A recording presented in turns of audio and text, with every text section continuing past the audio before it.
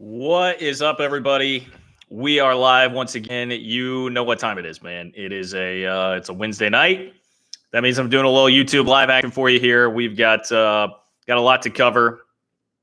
In the video here, I teased Paul Feinbaum sucks.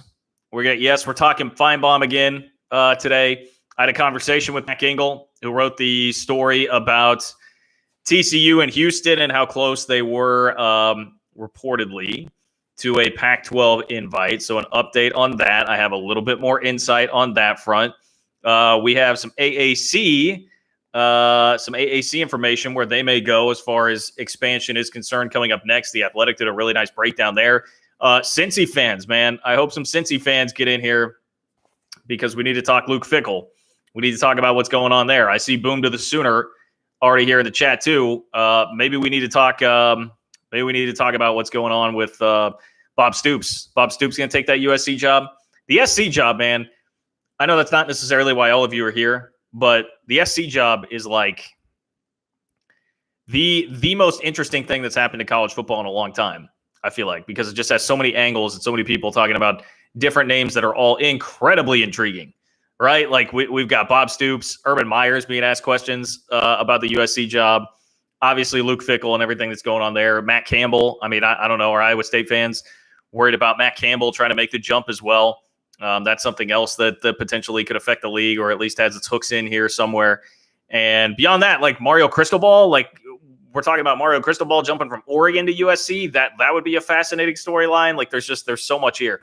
And even, man, I was listening to the Yahoo Sports College Sports podcast, and they were really championing Bill O'Brien to the USC job, which I have to admit, they changed my mind a bit on that. I was open to it after they were done discussing it. So all of this is very fascinating. And yes, Snappy AJ, it is like the Texas job. There are national championship expectations, and it seems like it's been very dysfunctional. I've learned a lot here lately about, and I'm going to forget his name, like the massive booster that was like basically running the athletic department at USC and kind of in effect has run it into the ground here over the last 10 to 15 years, ever since Matt Leinart, Reggie Bush and company left town. All that is very fascinating. And it is something that is really important for so many reasons. Like this is not where I intended to start, but I'm kind of rolling right now. So I hope you guys don't mind, because I do think this has a lot of ramifications for the Big 12. The USC job does on a couple of fronts. One, obviously all the Big 12 coaches that I just mentioned there that are of note for this job. And I've already had a lot of you USC or Cincinnati fans reach out to me about Luke Fickell and that he didn't like working with Bone, the athletic director who was at Cincinnati, who's now at USC, and that you wouldn't expect that to play out because of that. You wouldn't expect him to make the jump. Robbie, thank you for the donation. I'll get to your question here in just a minute, since it is K-State specific. If you want to join in like Robbie, you can click the $ underneath the chat box and donate. It will make sure that your comment gets up to the top and make sure that I see it as the chat continues to spin by here, and I'll get to as much as I can in the chat throughout today. But Fickell, I know I read his comments. I did read Luke Fickell's comments where I guess denied it. He did deny it and then kind of like threw it back on like, hey, it's a compliment to the team that I'm being mentioned for that, et cetera, et cetera. And the timing part of that's going to be weird. And that's where like I feel for you Cincy fans, because SC's not going to go hire somebody tomorrow, right? They're going to have to sit around and wait for a long time. So that's going to be like speculation. It just feels to me like that'll be something that hangs over for a while, even if you do truly believe he's not going to go take that job. So I feel for you, because that sucks. You know, when you're having like this dream season, top 10 season, huge game coming up this week too.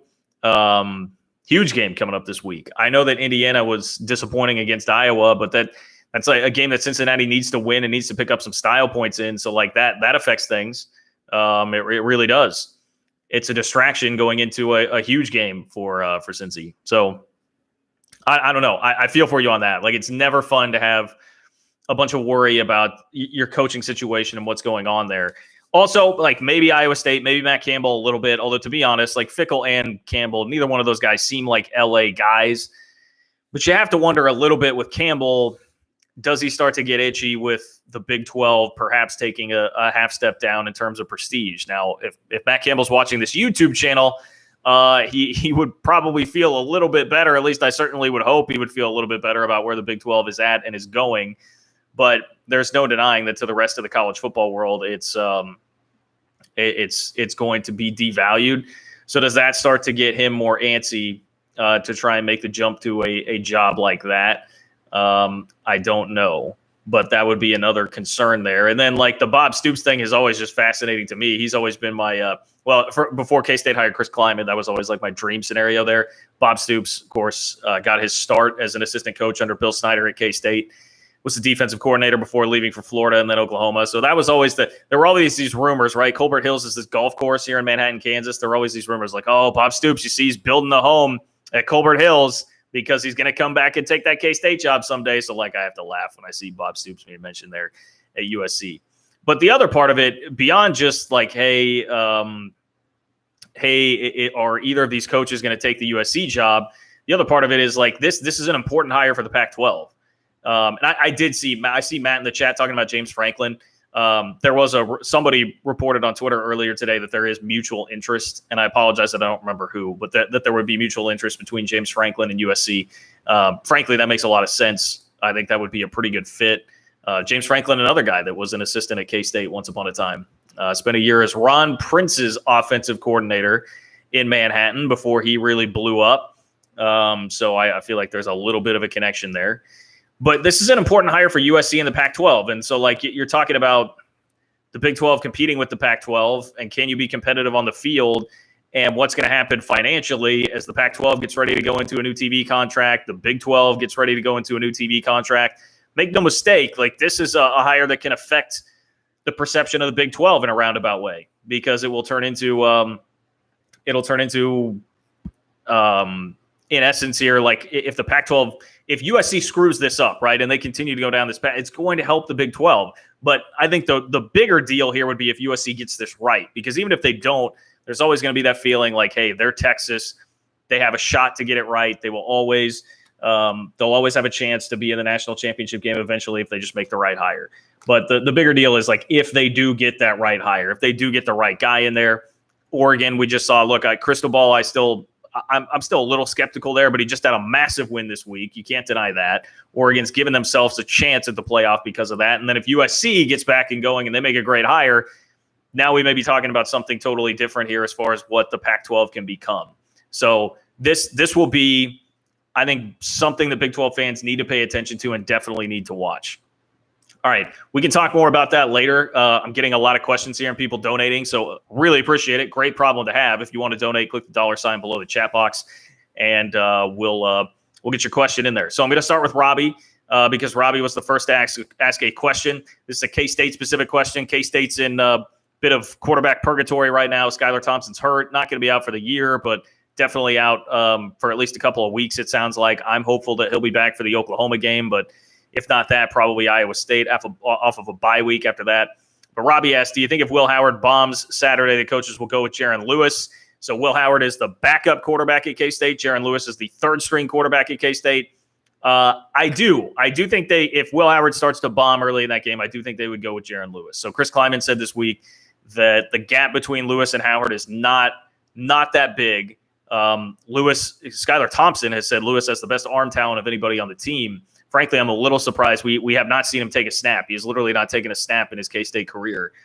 So I don't really have a great gauge on what exactly he is. But to answer that question, Robbie, and I appreciate the donation, I do think they would put him out there. And I think the intriguing part about that to me is like, is he a gamer? Let's find out if he's a gamer. If Will is really going to struggle, clearly Will has put distance between the two in practice and earned that position right now. But if they throw Jared out there, maybe he's a gamer and kind of has the opposite effect where it seems like Howard loses some confidence when he's out there. And maybe Lewis picks it up. He kind of has a reputation as like a gunslinger, just from a little bit of what I've heard, like a guy that's not afraid to cut it loose. And I always thought he was the one that they would have concerns about turnover-wise. And instead, it's kind of flipped the other way around, where like we've seen Howard have problems with turnovers being in the game. So, I think they've been able to live, obviously, with Howard's turnovers and continue to play him. I think Lewis absolutely could get in there. Trent Trent, appreciate the donation. Trent Walton here. What is the news on TCU? So it's not so much news as it is a follow-up to the story that if you guys watched the channel this week, you saw the video that I put up there about Mac Engel's story from the Fort Worth Star-Telegram, where he said that TCU and Houston were very close to getting an invite to the Pac-12 before, obviously, the Big 12 invite came for Houston. And I just had a chance to talk to Mac Engel, and I'm going to get that posted for you guys here later this week. So you can hear him basically make his case to support his reporting on that. I just wanted to give you guys like a Cliff Notes version of it here. So you're getting kind of a sneak preview of that if you're hanging out in the chat. So I appreciate all of you guys that are. Basically, the case was, so I asked, look, Mac was very adamant that he thinks within the next year or two, the Big 12 is going to lose other members and that this will happen for TCU and Houston. I know I saw all of you guys that pointed out to me that Pete Thamel, I think it was from Yahoo, asked George Kliavkov, the commissioner of the Pac-12, like, hey, did you guys get close on anybody? And he brushed it off and said no. Mac Engel is certainly standing by his reporting right now. And the biggest reason, I said, look, if you think this is going to happen within a year or two, I think he even just said a year. I think it'll still happen within a year. And I said, okay, like if that's the deal, then why did they turn it down now? Like why wait a year? Why wouldn't that happen right now if Houston and TCU really add that much value? Which I think is the natural question to ask, right? At that point, like what is the point? You would think that they would just go ahead and do that. His line of thinking there, and I can understand where he's coming from, is that it's a new commissioner, who is still perhaps not ready to make a big, bold leap like that right off the top, right out of the gate.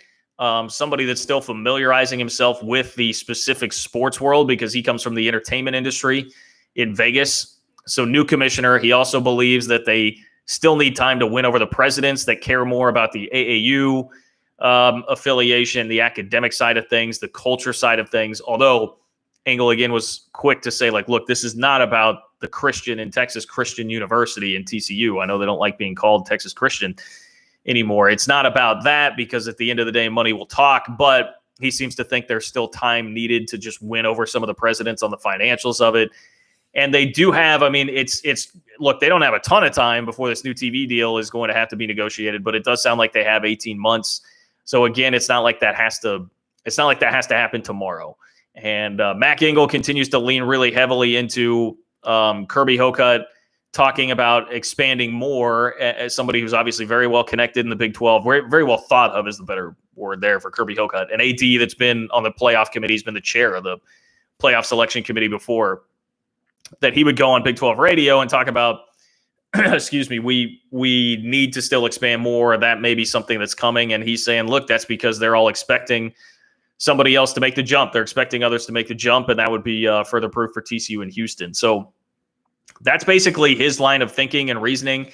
He also said that he thinks, based on what he's hearing, that eventually the smaller schools like across the country are going to get cut out of this. Now it's a matter of when that would happen, and maybe it's pretty far down the road in the next TV contract in 7, 8, 9, 10 years. But, you know, he's talking about the Vanderbilts, the Boston colleges, basically everybody that makes you really mad if you're a Big 12 fan that they're still around with a home at this point, because there's nothing that they've done in terms of merit-based. Like if this were a meritocracy, they would not be ahead of all these Big 12 schools that are left kind of floundering right now. So that's kind of a download of the information that's there. I'll let him explain it himself on the channel later this week. I look, RH5, I see you there. It wasn't the article totally false. It was just disputed by George Kliavkov's public comments. The commissioner of the Pac-12 said publicly that that they did not come close to inviting anybody, and that was the story, that Houston and TCU were close to getting an invite. So as are a lot of things in conference realignment, it's kind of just a standoff between who you want to believe, whose reporting you want to believe, how much you want to believe a commissioner making public comments, thinking about all the different motivations that could be at play, what's the angle, and what you're saying publicly. So I'm just giving you the information. I'm not really trying to tell you what to think on that front. I'm just trying to give you the information and everything that is out there right now. Guys, I see a lot of questions about Feinbaum. Believe me, I will definitely get to Feinbaum. I got something coming for that guy once again.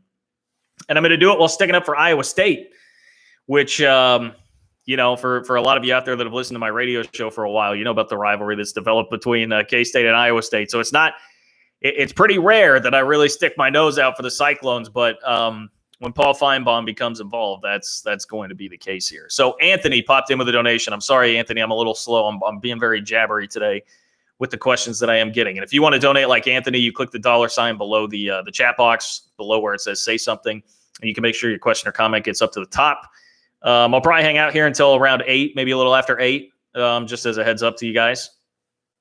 So Anthony says, do you think Texas and Oklahoma are intentionally waiting until 2024 to leave the Big 12 because they're waiting to see what the Pac-12 TV deal will be and see if the Pac-12 makes a better offer? I don't, because I just don't think – I think the numbers are not going to match up there. There are a couple things. One, the money.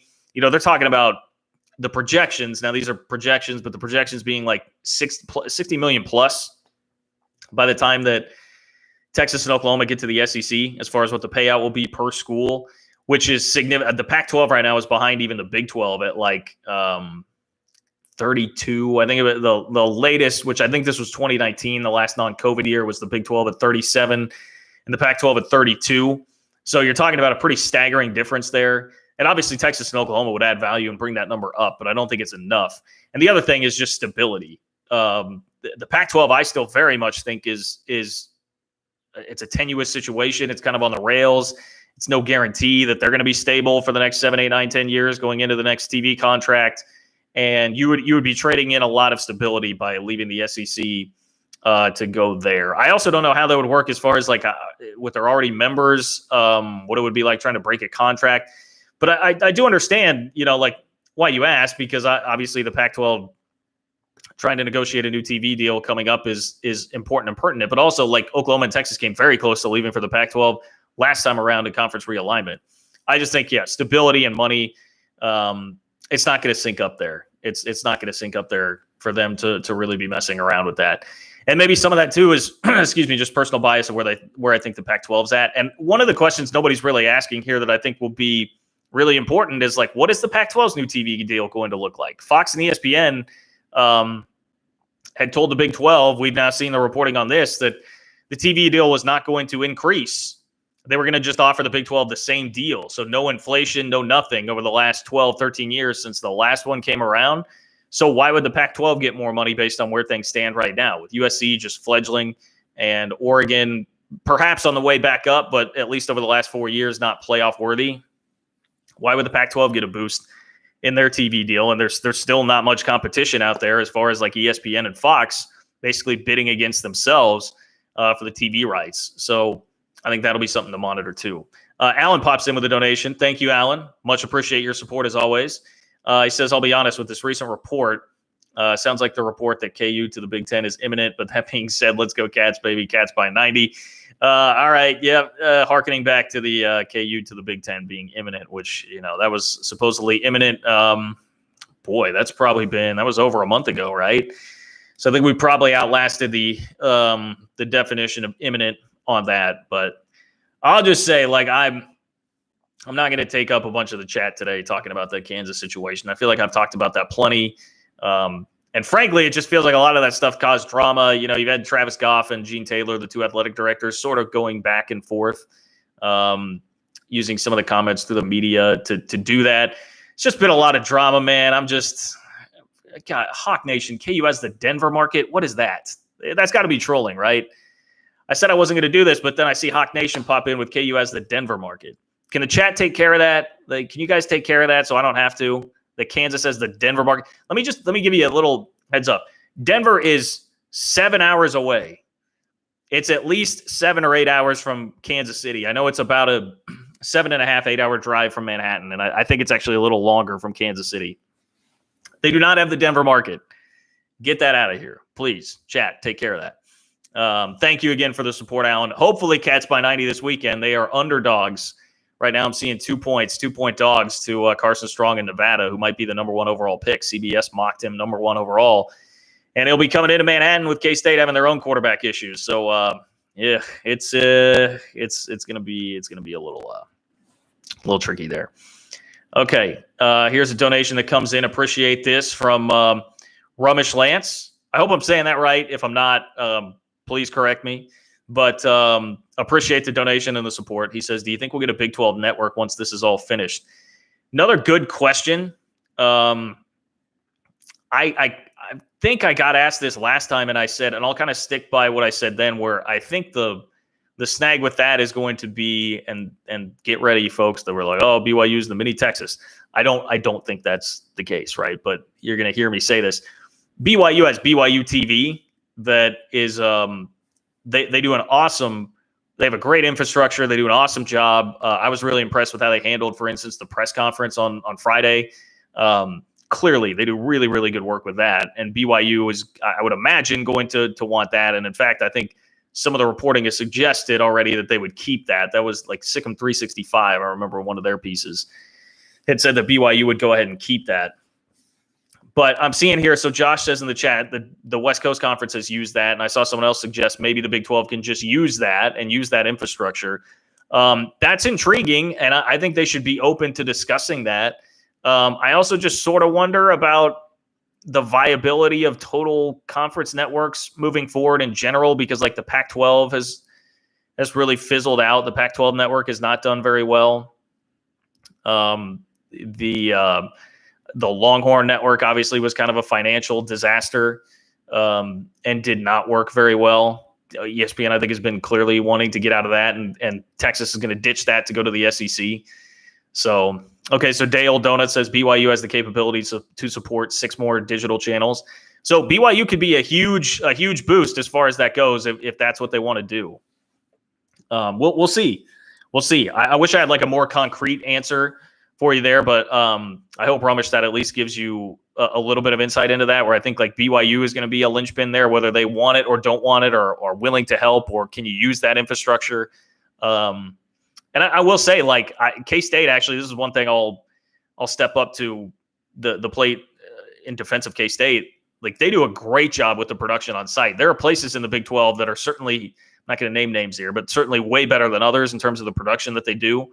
Because right now, a lot of like these ESPN Plus broadcasts, a lot of times, especially for the non-revenue sports, you're getting the production is actually done on site by the school, and then it's just distributed through the ESPN Plus platform, right? And so different schools, the production is a lot better. I know a lot of this just from baseball, having broadcasted on HDTV with K-State for baseball quite a bit, and then just watching other games across the league. There are schools that have much better production facilities and setups than others.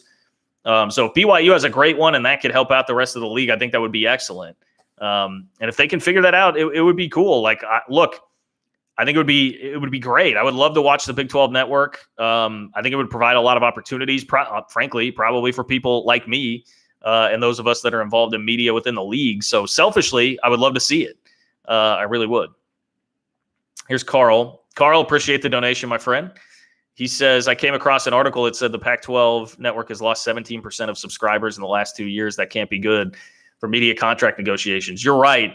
The Pac-12 network has been really bad, and the schools have been really upset because Larry Scott, who was the much maligned former commissioner of the Pac-12, he promised, and I may screw up the numbers a bit here, but I think he was promising upwards of like 10 mil per school from the Pac-12 network, and they were making more like 4 or 5. It was not matching up. The schools were not getting what they promised there because they've had all kinds of issues, and I believe that they had to just go through a round of layoffs. They had to get rid of a lot of people too, which is terrible, and I hate to see that. But they've had their problems. The point being there, the Pac-12 network has really had its problems. So no, it's not good for media contract negotiations, and that's why, like, I don't know why. I would just think the Pac-12 is going to get the same sort of treatment that the Big 12 did, where they're going to say, look, you're going to get basically the same contract here. We don't have any reason to beef this up, which again comes back to another reason Mac Engel told me he's still sticking to his thought/report on TCU and Houston, that they'll get that kind of feedback initially and then come back and be like, all right, well, we need to add the central time zone. And I think I don't even know that it's just him. I think in some ways, the common line of thinking now has become, if the Pac-12 is going to take the Central Time Zone, it will be Texas and it would be Houston and or TCU. There was the other piece from John Wilner, who covers the Pac-12 full-time for the Bay Area News Group, where he said that Houston would be number one on their list if they were to expand. So it does seem like Houston potentially has a lot of value out there. The part that doesn't jive with me, and I said it in the video earlier this week, is still like, there was a story of Tillman Fertitta stepping in and basically saving Houston when the Big 12 had kind of passed again this latest round.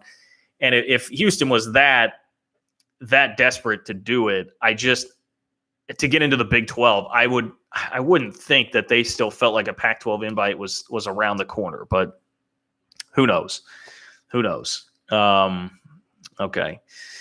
Seeing a lot of back and forth happening in the chat. Pretty lively chat today, guys. I appreciate that. If you want to get your question or comment up to the top, just click the $ button underneath the Say Something chat box there, and you can make sure it gets up to the top. Appreciate all of you guys who have done that so far.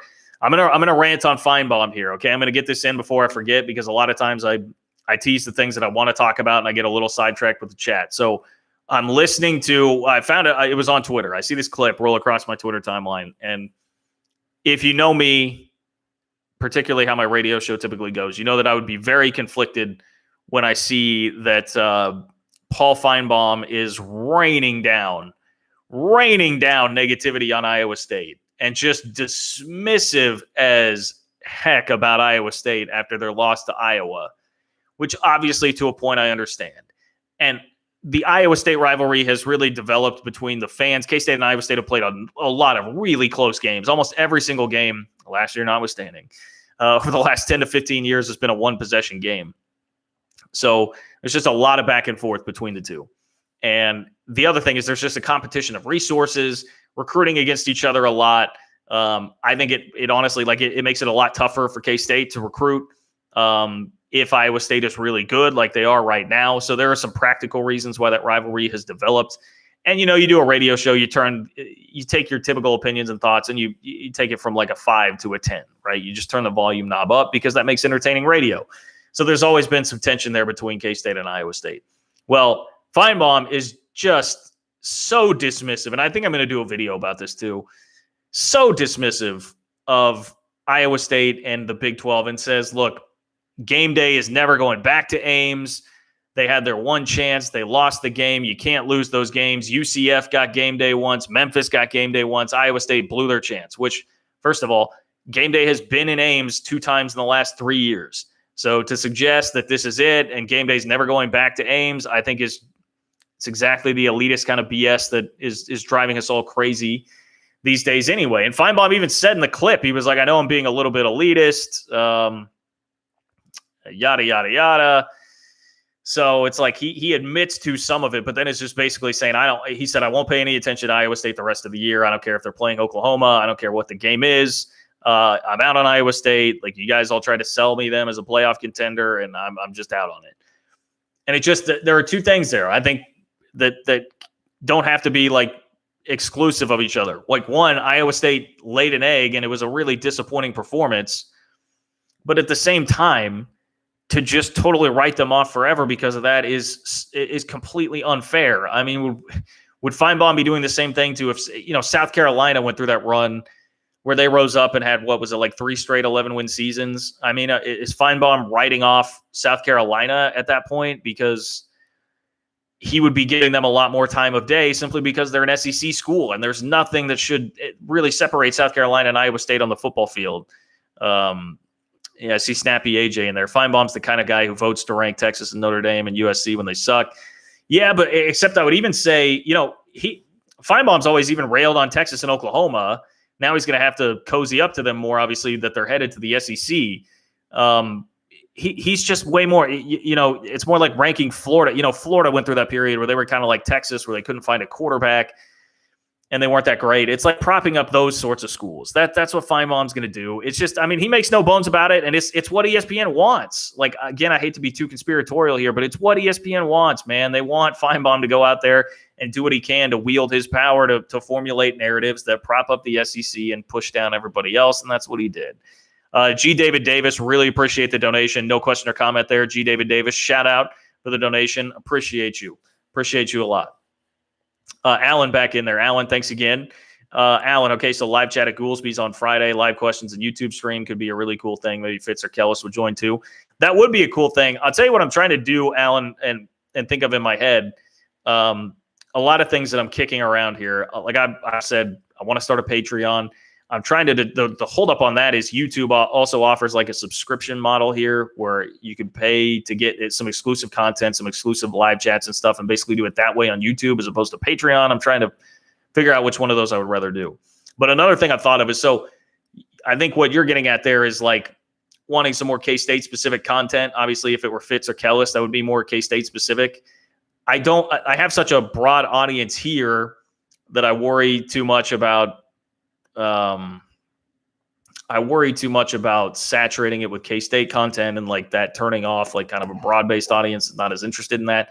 I have been thinking about doing some Twitch streaming though, where maybe you could create more K-State specific content on Twitch. I've even thought about like you could fire up the game. Like we could do a game we could rewatch the K-State game just with some live commentaries that's going on Twitch, which I think would be really cool. So along those lines, I would just say I'm trying to think of ways to be able to do that, give you guys that just want K-State specific content some more of that too. So we can definitely think about that. Again, if you want to donate, just click the $ below the chat box. I did see a comment coming by there. The YouTube subscriptions suck. I just literally just learned about it the other day. A buddy of mine that has a channel was telling me about it. So I have not had much time to really dive deep into the details of that and how it would work as opposed to a Patreon. But look, I think I need to I need to do something, right? I want to do something and just try to maximize this as much as I can, just from a selfish standpoint, and at the same time give you guys a chance to get some more content out of it and be more one-on-one. Like I think that's the thing that would be cool about whatever way it is that we go with that. A chat where it's just you guys that subscribe to whatever service it would be, where we could get more actual one-on-one interaction here as opposed to the chat, which moves pretty fast and it's hard to get to everybody. That I think would be the cool part of it. Ryan, if you do the Twitch with game commentary, it'd be nice to have former players join you. That'd be cool.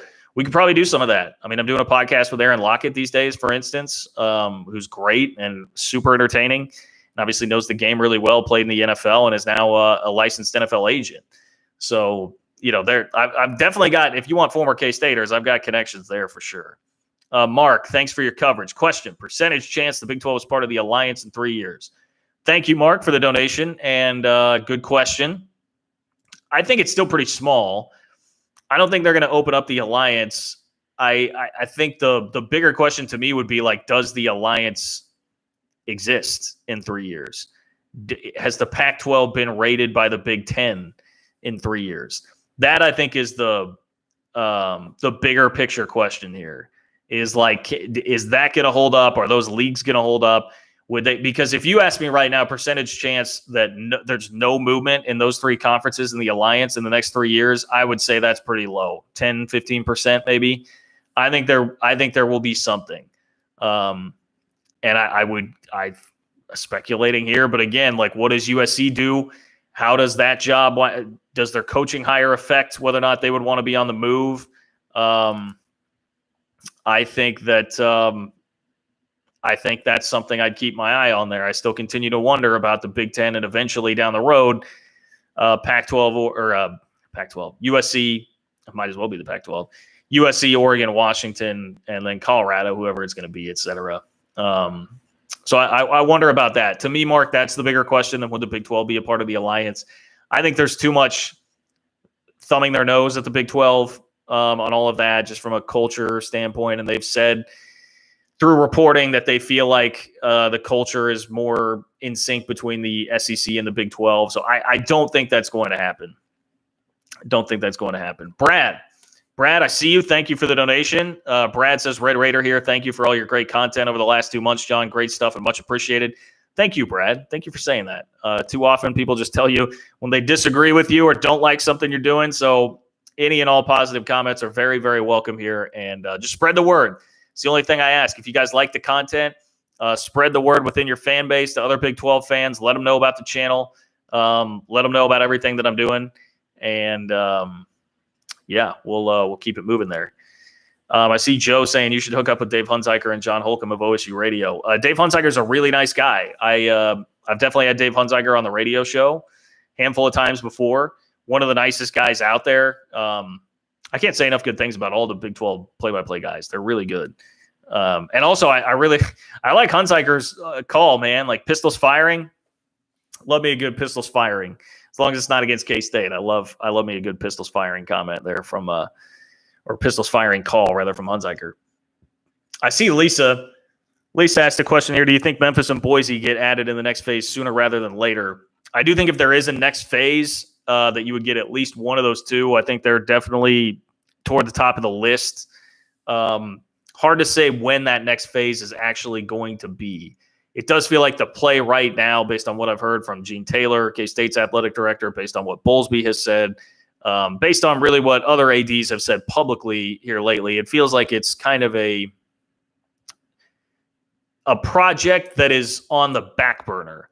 You know, I think of like at work, sometimes I've got like bigger picture projects that I'm working towards, and then I have things that I have to get done every day. And it's not like on the daily to-do list. It does not appear, but it's one of those projects that's on the back burner that maybe you do a little bit of work here or there into and just try to prepare yourself for the moment when that needs to actually happen.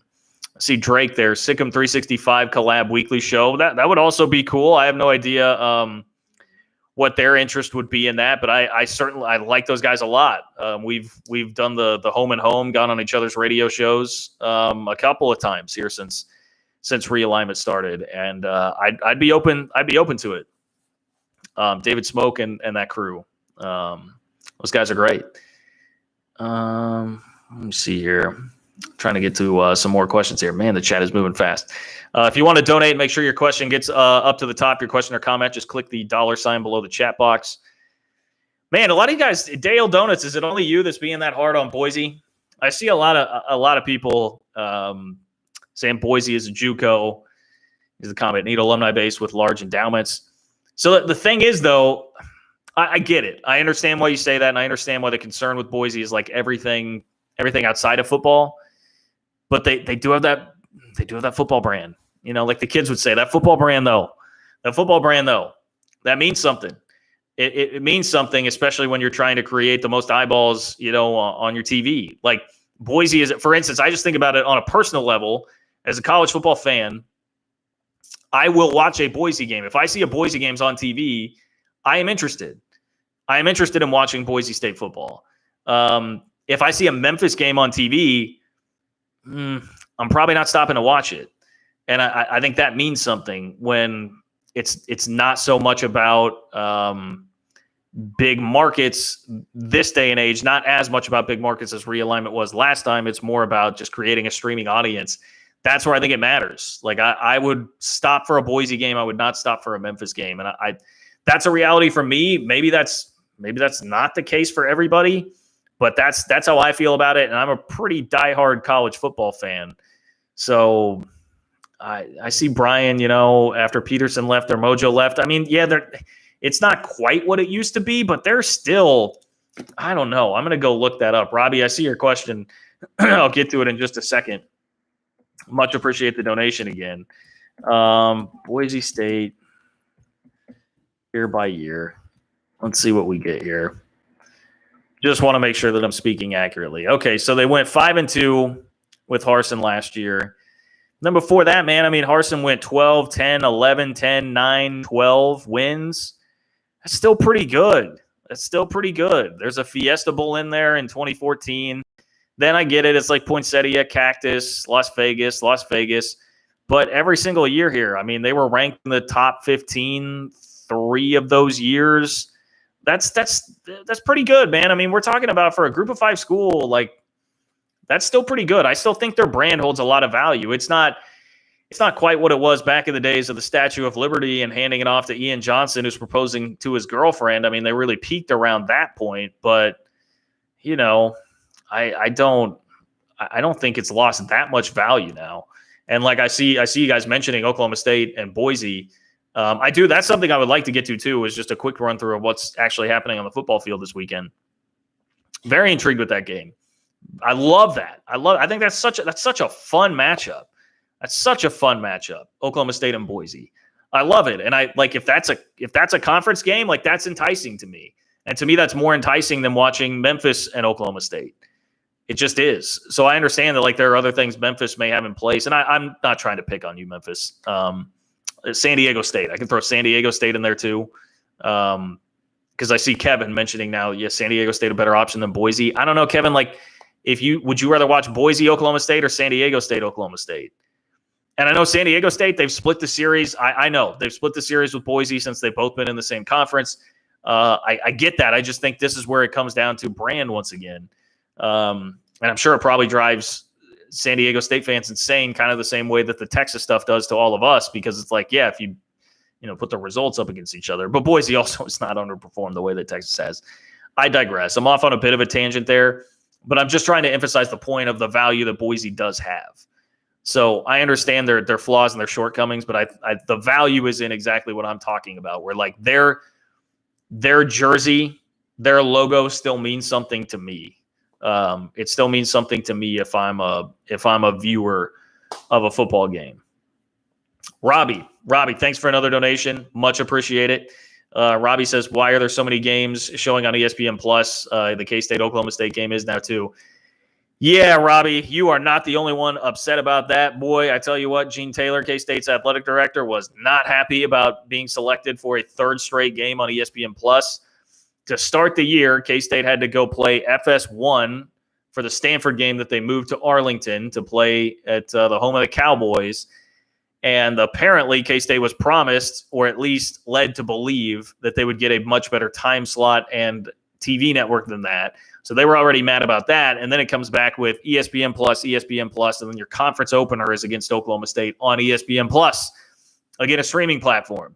And I think there's a lot of good that comes from the streaming platforms and how accessible it is to view for fans, but for recruits and just general eyeballs, like I'm talking about here, like stopping on a game and watching it. If it's just streaming right now, you're not getting any exposure there at all. And like that's a tough hit to take 3 straight games being on simply streaming and ESPN Plus, where you're having to pay is it up to $7 a month now? I don't even know. ESPN Plus just takes my money every month. I don't know what I'm paying them, but you got to pay that to even see the game. So it sucks. It's a tough deal. If you go look at the schedule for that week, I will say, I guess it's in the Big 12's defense. If you look at the schedule for that week and what else is being televised, so like Iowa State, Baylor, I mean, if we're just being honest with ourselves, Iowa State, even with the loss to Iowa, is still a bigger draw this year than Oklahoma State or K-State are right now. Texas Tech and Texas, of course, that's going to be a bigger deal and a bigger draw. Kansas and Duke is on the ACC network, so you don't have to worry about that. West Virginia, Oklahoma is on ABC. So, it's like West Virginia, Oklahoma. Obviously, there's Oklahoma. That's going to be in line in front of you. Texas and Texas Tech, I think it's one, a slightly more intriguing game, and 2, a much bigger brand with Texas. Iowa State is a bigger deal this year than K-State is, whether we would like to admit it or not. So down the pecking order you go, and then you arrive at, okay, well, if K-State, Oklahoma State's the one left, and there had to be a game on ESPN Plus, I do understand how it gets there. But Adam hits on something. He says the ESPN Plus production is trash. It seems like they've become better. Speaking of Stillwater, K-State's conference opener 2 years ago was in Stillwater, and that was a broadcast that was kind of a disaster. They had technical difficulties. There was a lightning delay.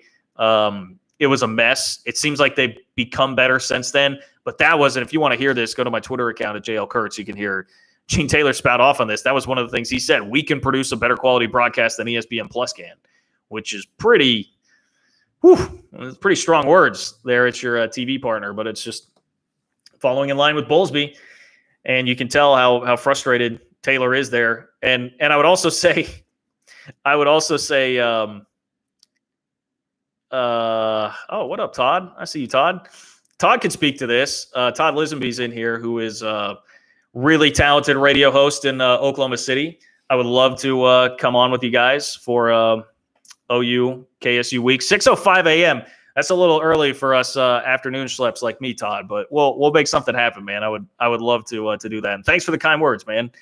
on the YouTube game. But I was going to say, Todd should have some insight on the TV thing, like Gene Taylor being furious at ESPN, because I laughed. I did laugh. Oklahoma fans, I don't know how many of you are actually in here, but the Oklahoma fan response to that quote getting out there about Gene complaining about ESPN and the TV deal, totally warranted. Totally warranted. Oklahoma fans deserve to get off every single joke that they possibly could about that because, yes, obviously Oklahoma's had their issues with the TV time, the kick times, and the TV treatment from ESPN. And they basically got told by Bowlesby, like, you signed a contract. If I had a dime for every response in my Twitter replies that I got that just said, the contract is the contract, or whatever the direct quote was, you signed the contract.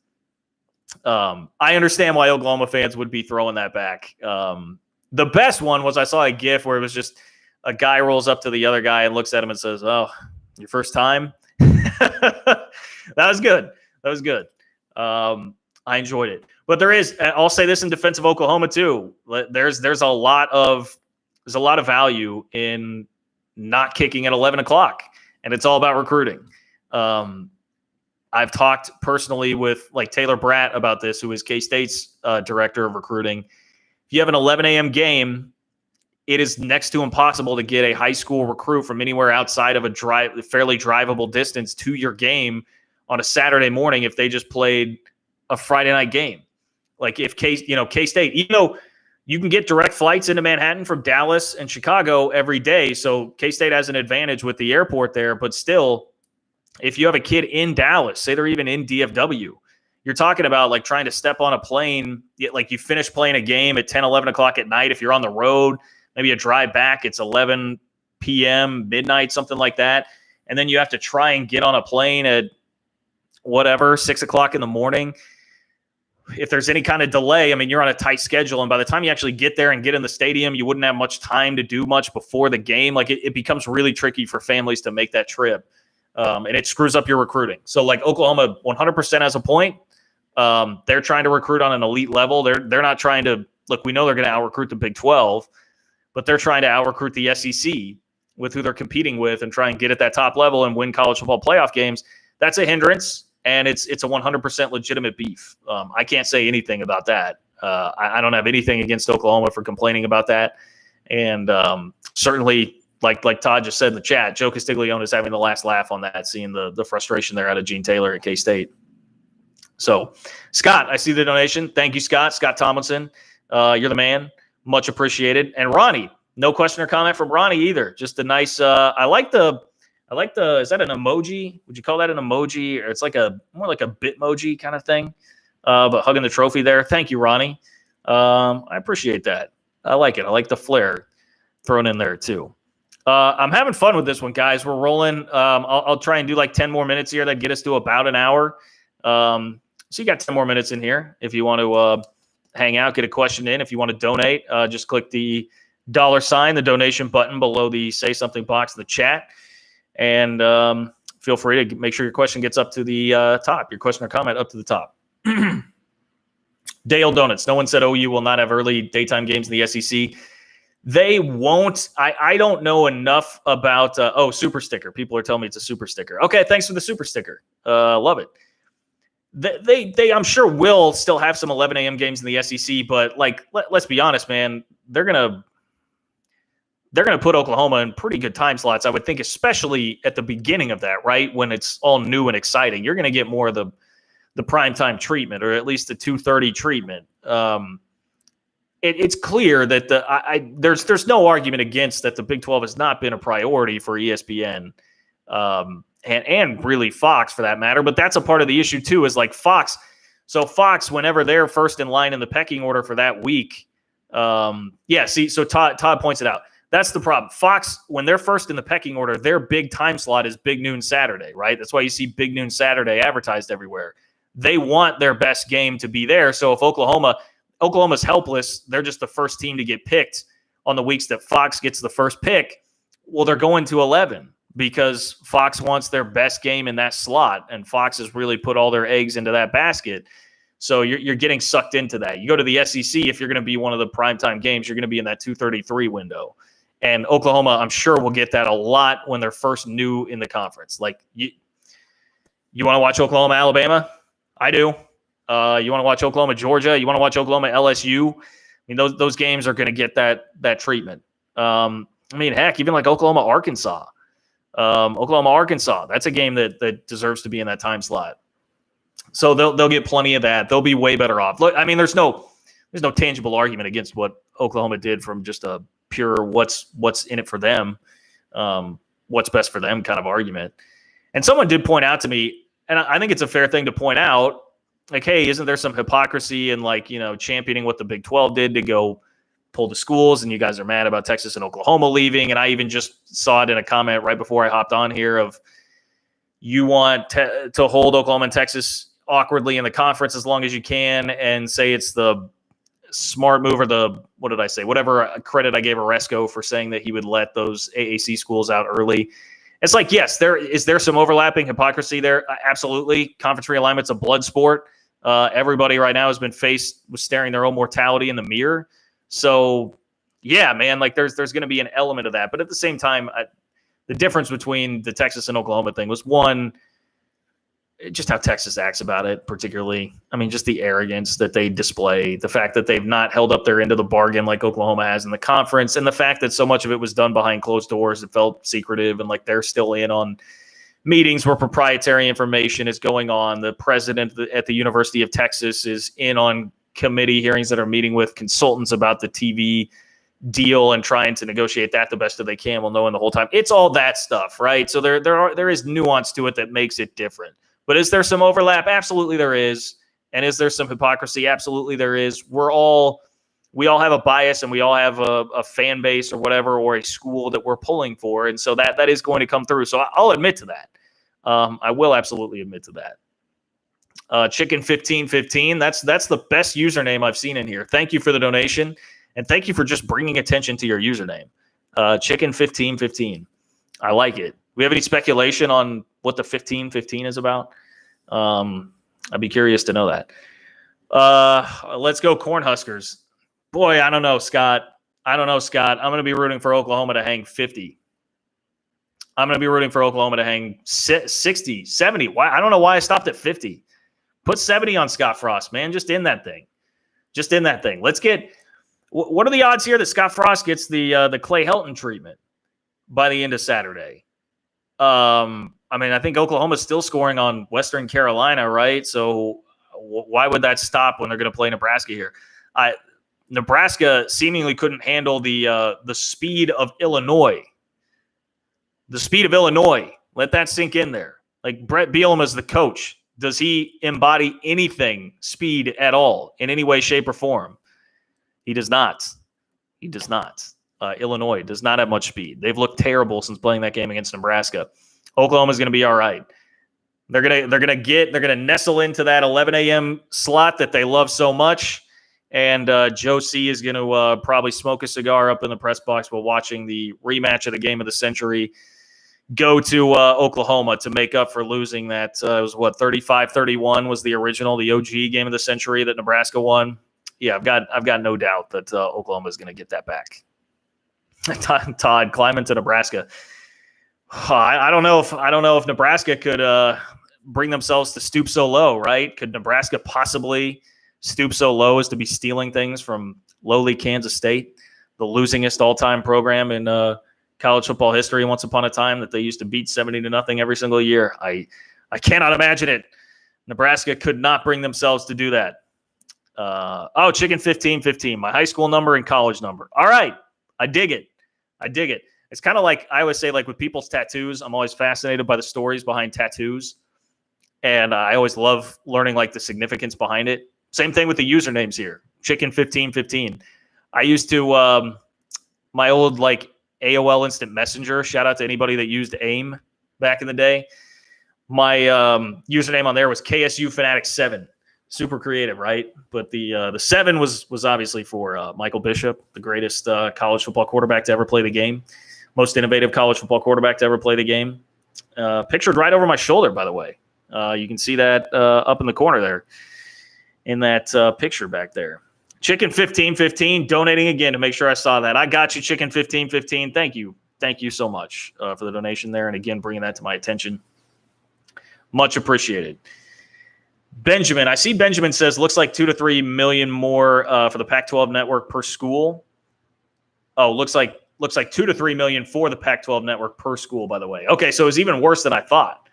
2 to 3 million per school for the Pac-12 network. And yeah, I think now that I'm remembering that, I think Larry Scott was saying he was going to be like 7 or 8. And the reality has been it's 2 or 3. So that's the issue there that has been had with the Pac-12 network. All right, I may take like 2 more questions here. I'm going to roll through the Big 12 games this week, however long that takes me, and take like another question or 2, and then get out of here. This has been a fun one, guys. Pretty lively today. So if you want to donate, make sure your question or comment gets up there by the time I'm done going through these games. You know what to do. Click the $ below the chat box, and you can fire it up there. So we got Iowa State and Baylor. Oh, no, I'm looking at week 4 here still because I had that up. Okay, Nebraska, Oklahoma. You guys know what I thought about that. 22 seems like a light line there on that. I mean, I realize 3 touchdowns is a lot. I know Tulane clawed their way back into the game and made that thing close, but that seems to me like a game. Nebraska is going to be enough to get Oklahoma's attention, I would think, right? It has to at least still mean a little something to the kids. I know it'll be more for the fans than the kids, but a little something. I think Oklahoma will roll there and be fine. The West Virginia line, isn't that a kind of a fishy line this week? That West Virginia, I know they're at home, but a 3-point favorite over Va Tech. West Virginia, man, all you Mountaineer fans in here, like I believed in you guys. I thought Jarrett Dagey was better than what he showed in the loss to Maryland. I don't mean to overreact or overcorrect too much. I don't feel great about West Virginia, but to be honest, I see that kind of a line and it makes me think Vegas knows something. So I'm gonna say West Virginia here because that line seems like it's a Vegas knows something kind of a line. Dude, K-State, Nevada. I know all you K-State fans in here, like you would want a real sophisticated take on that game. It's going to come down to like, can you get competent quarterback play?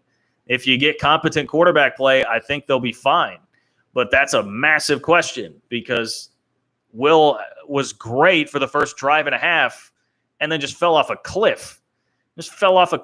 So, and Jaron Lewis has literally never taken a snap in his 3 years in the program. He didn't even get a snap last year, which still kind of amazes me. So that's a huge if. I don't know, man. I'll just give you this. This is a tease, and this is look, the content creation game, ABT, always be teasing. You can listen to Power Cat Game Day on Saturday at let's see, it'll be 9 o'clock. They air 9 to 11. I'll give you an official prediction by that point. We'll see where I'm at. Baylor and Kansas. Baylor's an 18-point favorite. I mean, Kansas looked.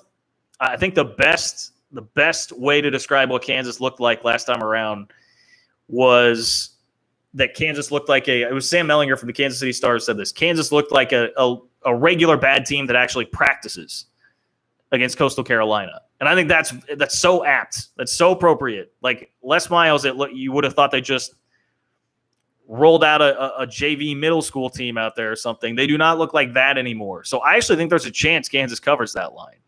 Todd, I see your question in there. How long for Skyler? Anywhere from right now, people will tell you anywhere from 1 to 3 or 4 weeks.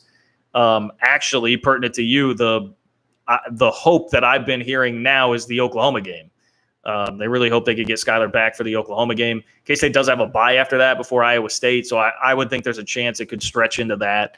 But looking like at least the next 2 weeks. Nevada, for sure, he's not going to play. And then I highly, highly doubt you see him in Stillwater next week. And then after that, you hope that you can get him back. But I don't know. I would guess that they're going to be pretty cautious on that front, too. So Mark, VT sucks.